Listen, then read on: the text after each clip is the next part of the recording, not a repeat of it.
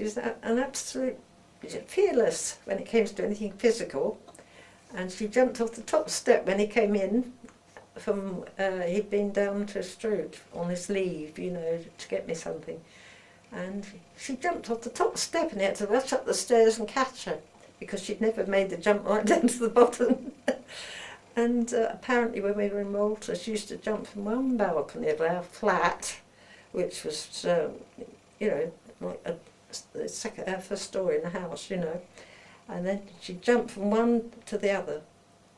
And I didn't know about it till we were home and they'd left school even. And Wendy happened to say something about it. I said, why didn't you tell me at the time? She shouldn't, it was risky. She said, well, I told her not to do it, but she would. Yes, she wasn't frightened of anything, but confidence-wise, when they got their pocket money, we'd take them over to the shops when we were at Tidworth. And Wendy, I said, go in and choose your sweets then, and you go in as well, Val. And Val was 5 then. And she said no, and she just threw her thumb and stayed. And Dad said, go on, go in. And she said no, she wouldn't go in. Wendy came out and took her in, and then she was all right. And she used to, how can I say, it wasn't that Wendy looked after her, but she looked up to her being an elder sister, you know. I was remember when they got lost in Salisbury. We were going to a friend's place for a sort of nursery tea. And when I left, I just had Mary. I'd put the stuff in a basket. And as Grandad was going out to the car, I said, got the basket? And he thought I meant I'd got the basket. And I thought he'd got it. So when we got there, we didn't have anything, no bottle or anything of feed. But luckily her friend had got a baby and she'd got bottles and food and helped us out. I asked him to stop in Salisbury. I wanted to get some wool because I was knitting on something. And when I came back from the shop, I said, where's Mary? Because we left Mary with him in the car, and I took Wendy and Val down to the toilet.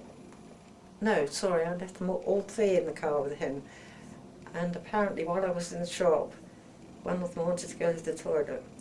So he went to take them across the road to take them to where this big toilet was in the middle of the market square, which was crowded.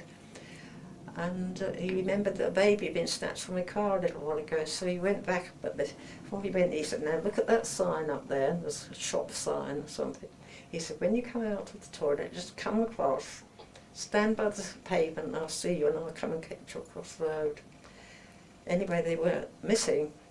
I said, where are they? And he told me what it said. And so I said, oh, I'll go and see, you know, if I can go down there and see if they're in there, locked in or something. And they weren't there, so I came up. There were 2 entrances to this blessed toilet, and apparently they'd come up the wrong side, and they couldn't see the sign of the car.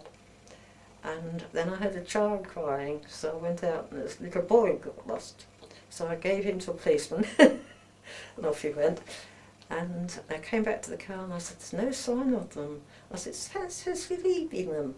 So he said, well, he told me about this baby being stolen, which I didn't get registered with me at the time I was reading it.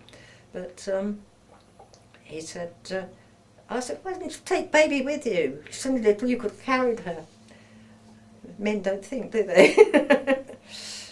But anyway, he was going around looking for them while I was in the car with Mary, and a policeman came up to him and he said, excuse me, are you Mr. Gower?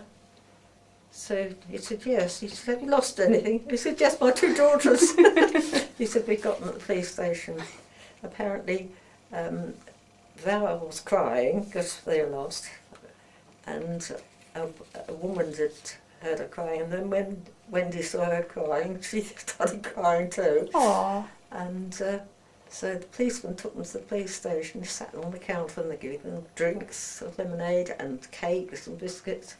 They were having a whale of a time. So when Grandad came in, this policeman, when he said, "You moved," and he hadn't moved, it was just that she'd come up the wrong way. Aww. I didn't realise there were two entrances to that place either. Aww.